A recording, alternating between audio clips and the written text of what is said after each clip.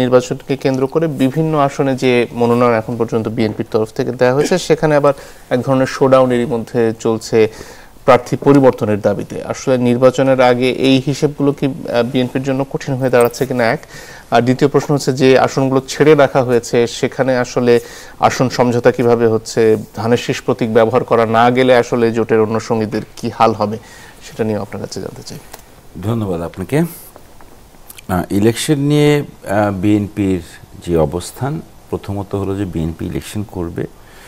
আপাতত বিএনপি ৩০০ আসনের জন্য প্রস্তুত। এর মধ্যে যদি কারো সঙ্গে জোট হয় বা কিছু হয় সেটার বেলায় আলাদাভাবে দেখা যেতে পারে হয়তোবা। এখন বিএনপি বিশাল একটি দল, মানে একের অধিক প্রার্থী আছে এক এক জায়গায়। সো এরকম শোডাউন হওয়াটা অস্বাভাবিক কিছু না। সো এটা খুবই স্বাভাবিক এবং এটা নিয়ে মানে কি বলবো, প্রশ্ন তোলার ওরকম কিছু নেই। সো একজন প্রার্থী ফিক্সড হবেন, শিডিউল ডিক্লেয়ার হোক, তারপরে বিএনপির প্রত্যেকটা জায়গাতেই একজন করে প্রার্থী থাকবেন। এখন যে যার যার অবস্থান, একটা পলিটিক্যাল কম্পিটিশন আছে, যে যার যার অবস্থান ক্রিয়েট করার চেষ্টা করছে, প্রমাণ করার চেষ্টা করছে, সেই জায়গাটা থাকবে এবং এটা বিএনপির মতো বড় দলে এটা অস্বাভাবিক কিছু না। সো ইলেকশনে সামনে একক প্রার্থী থাকবে এবং ভবিষ্যতে এরকম কোনো ঝামেলা থাকবে না, মিটমাট হয়েই একজনকে দিয়েই ইলেকশন করানো হবে।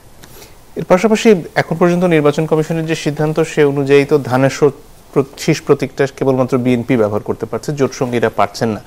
সেক্ষেত্রে যাদেরকে আসন ছেড়ে দেওয়া হচ্ছে আসন সমঝোতার ভিত্তিতে, যদি সেটা হয় সেক্ষেত্রে তারা কি এক ধরনের অসুবিধায় পড়তে চলেছেন?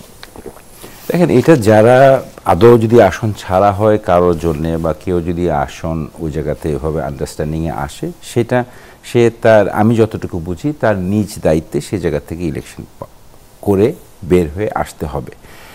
এখন যদি সেরকম কোনো আন্ডারস্ট্যান্ডিং হয় যে বিএনপির একটা আসন বিএনপি ওই জায়গাতে অমুক একজন মার্কা দাঁড়ালে বিএনপি তার প্রার্থী দিবে না, সেটা ভিন্ন কথা হবে। কিন্তু যে যার যার আপাতত মার্কা নিয়েই, প্রতীক নিয়েই পাশ করে আসতে হবে এবং সেটা আসলে এখনই বলা মুশকিল যে স্ট্র্যাটেজিটা কী হবে। সেটা আমার মনে হয় তফসিল ঘোষণার পরে আসলে বিএনপির মতো বড় একটা রাজনৈতিক দলের তার নিজস্ব স্ট্র্যাটেজি উনি আস্তে আস্তে প্রকাশ পাবে যে আসলে কিভাবে ইলেকশন করবে বা কাকে নিয়ে ইলেকশন করবে বা আদৌ কাউকে নিয়ে ইলেকশন করবে কি করবে। এমন কি হতে পারে যে কাউকে না নিয়েও করছে, সেটা কি ভাবনা? এটা এখনো বলা মুশকিল।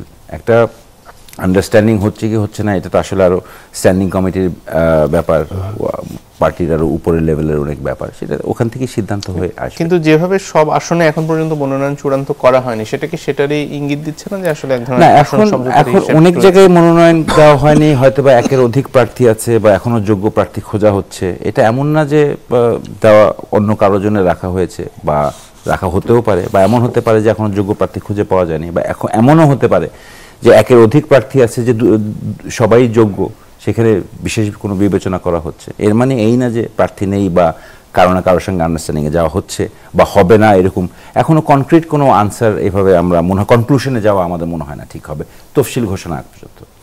এর পাশাপাশি নির্বাচনের সময় প্রশাসনের কি ধরনের অবস্থা থাকবে বা তাদের কাছ থেকে নিরপেক্ষ আচরণ পাওয়া যাবে কিনা সেটা নিয়ে বিস্তর আলোচনা রয়েছে। সাম্প্রতিক সময় জামাত নেতার মন্তব্য নিয়েও আলোচনা হয়েছে। আজকে লটারির মাধ্যমে বিভিন্ন জেলায় এসপিদের পদায়ন করার সিদ্ধান্ত জানানো হয়েছে এবং কারা কোথায় যাচ্ছেন সেটা জানা গেছে। এটাতে কি করে কি খানিকটা নিরপেক্ষতার ভরসা পান আপনি?